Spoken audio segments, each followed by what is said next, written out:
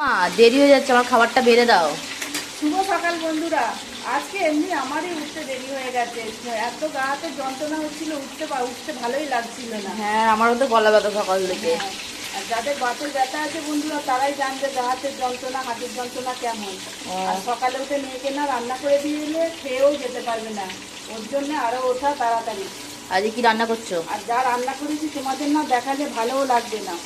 কি রান্না কি করেছো আজকে? রান্না করেছি দেখাচ্ছি তোমাদের। এই দেখো ভাত, এখানে করেছি কাঁকরোল ভাজা, ঢেঁড়স ভাজা, এখানে চাল কুমড়ো আলুর তরকারি, এখানে একটু মুসুর ডাল করেছি সর্ষে ফোড়ন দিয়ে। আর ভাই খাবে? হ্যাঁ ভাই খাবে তো, সবাই খাবে, ভাই কি একা খাবে। আর এখানে হচ্ছে মোচার ঘন্ট, আচ্ছা। ছোলার ডাল দিয়ে মোচার ঘন্ট। তোর ভাত বেড়ে দিয়েছি, এই যে খাবি। ও।